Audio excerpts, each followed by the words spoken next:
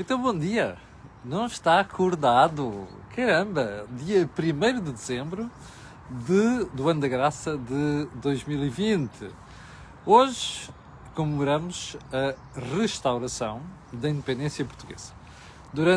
Fazer um bocado de Germano Saraiva, desde 1580, depois da morte de Dom Sebastião, até 1640 o país reinou, ou melhor, esteve sujeito ao reinado dos Filipes, aqui os nossos vizinhos espanhóis.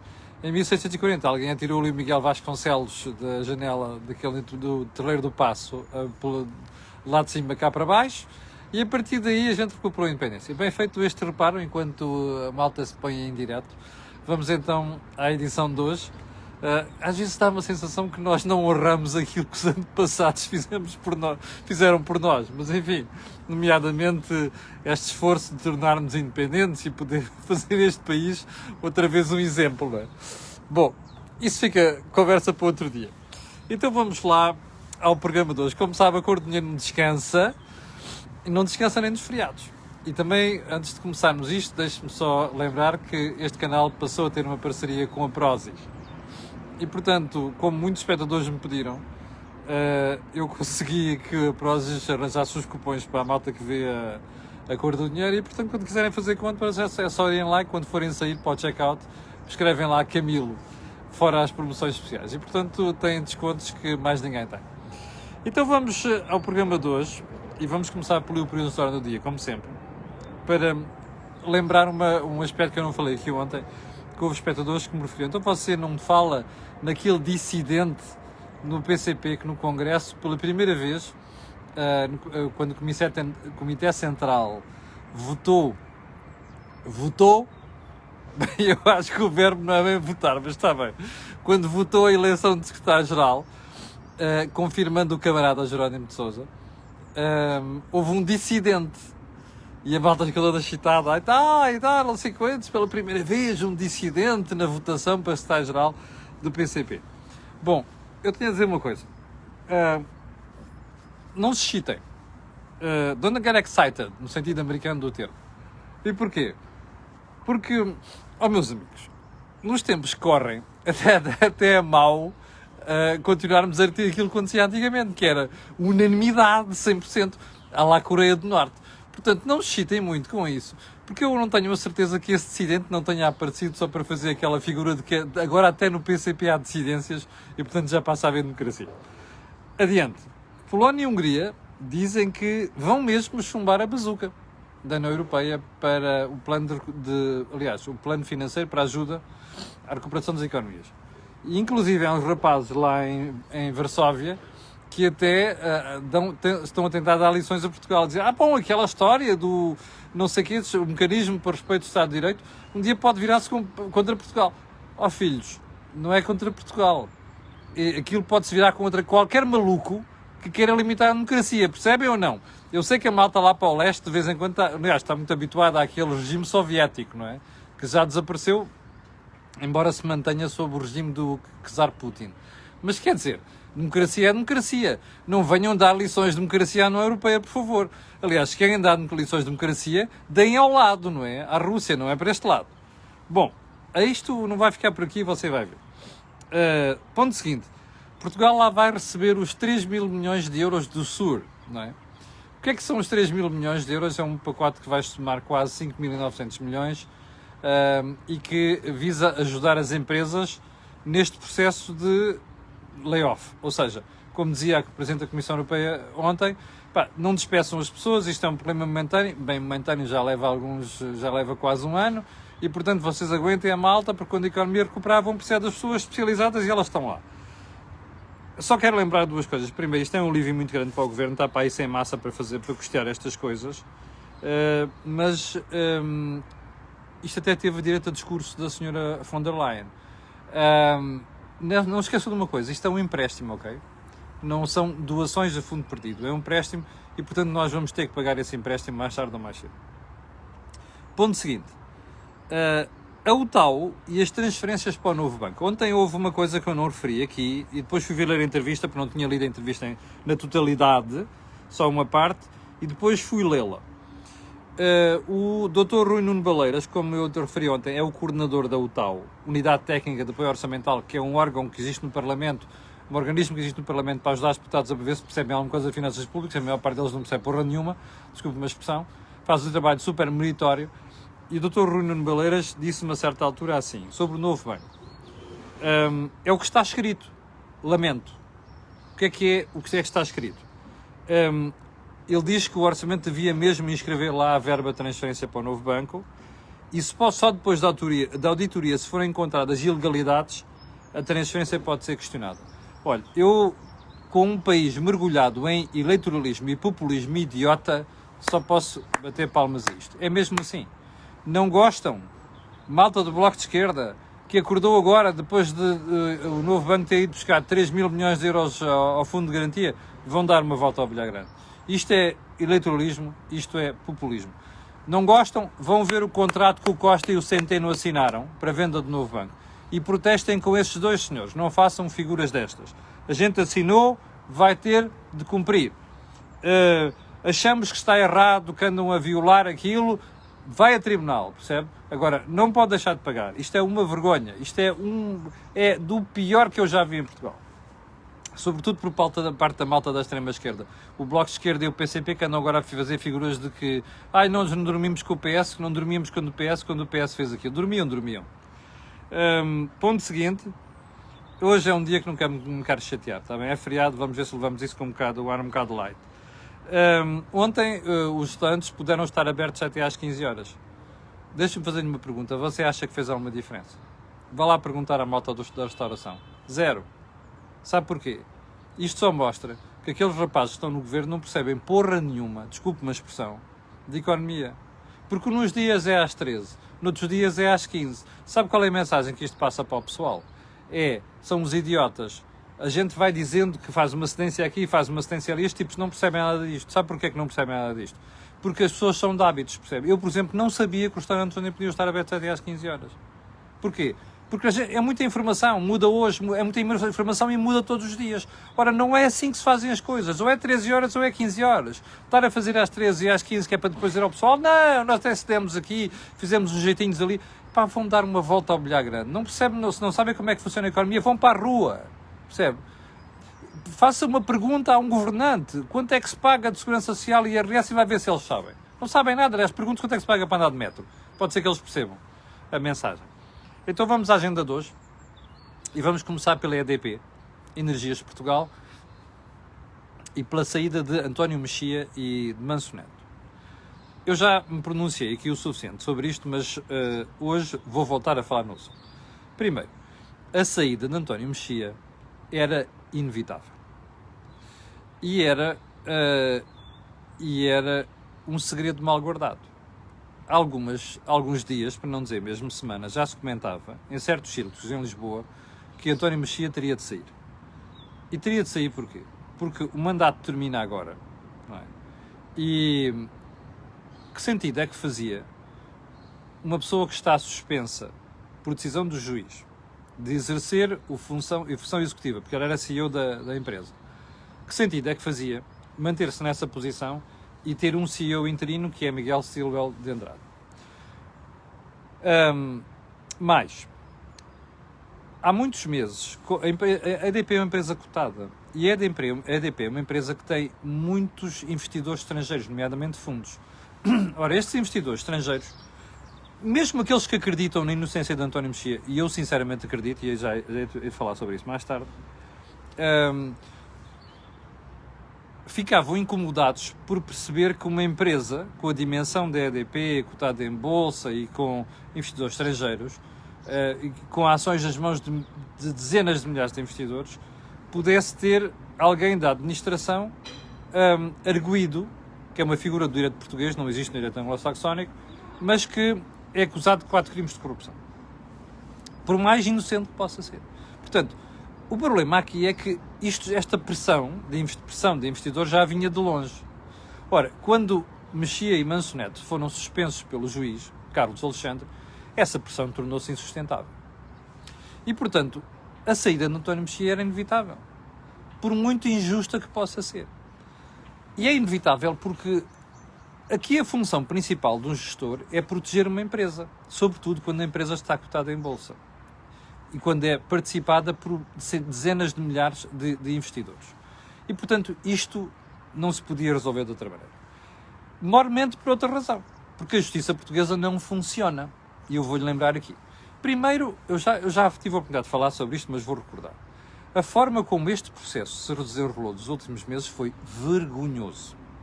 Okay? Inclusive a parte da justiça. A decisão do juiz Carlos Alexandre surgiu em cima do período de férias judiciais. Não se faz. Não se faz porque retira às pessoas a possibilidade de recorrer. É claro que se pode dizer, está bem, a gente recorre. Está bem, mas eles estão de férias. Há uma secçãozinha que está ali para decidir coisas urgentes. Quer dizer, decide nada. Decide uma outra coisa de vez em quando. E pior do que isso, quer dizer, demora muito tempo. Aliás, você já reparou como o recurso de António Mexia e Manso Neto não estão decididos e nós já estamos quase no final do ano. Isto é uma vergonha por parte da Justiça. Bom, mas vamos admitir que isto não existia. Não interessa. Era inevitável a saída de António Mexia e de Manso Neto. Porquê? Porque fica sempre, até à decisão do processo, fica sempre a suspeição de que alguma coisa pode ter ocorrido daquela maneira.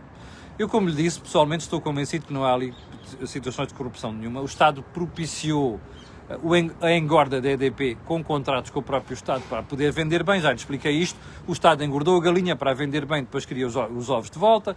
Isso é outra história. Bom, agora aqui a questão é esta. Com a justiça, nós costumamos dizer assim, quando alguém é constituído arguido, a pessoa deve deixar os cargos que tem. Mas há uma pergunta que vale a pena fazer em Portugal. Quanto tempo depois é que leva a justiça portuguesa a decidir as coisas? Mais.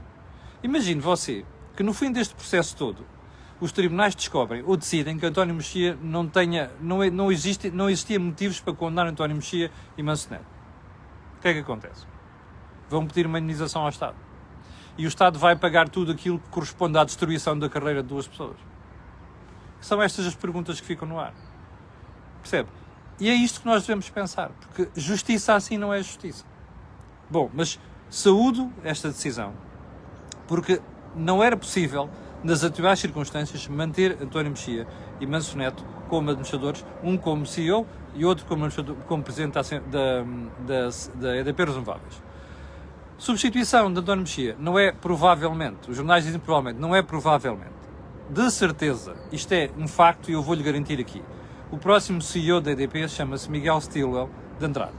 Eu já disse aqui várias vezes também, conheço Miguel Stilwell há muitos anos, mas é mesmo há muitos anos.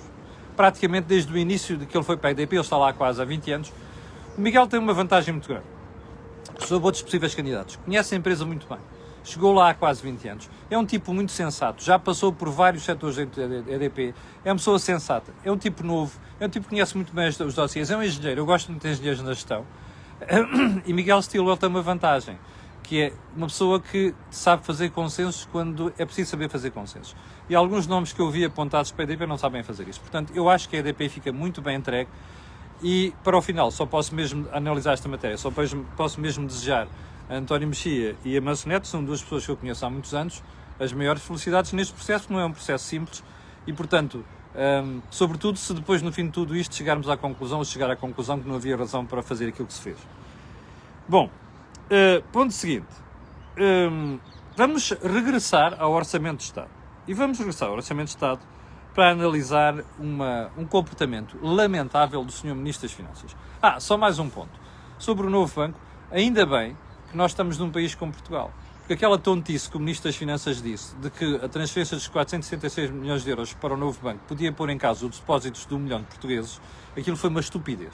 Percebe? E como eu disse aqui na quinta-feira ou na sexta-feira, eu se fosse Primeiro-Ministro tinha posto o Ministro das Finanças na rua, nesse dia. Ainda bem que não aconteceu nada, porque realmente é porque nós vivemos num país onde o povo é demasiado manso. Mas enfim, vamos a uma história do Sr. Ministro das Finanças. O Sr. Ministro das Finanças passou a semana toda passada a insultar os outros partidos, porque os outros partidos tinham criado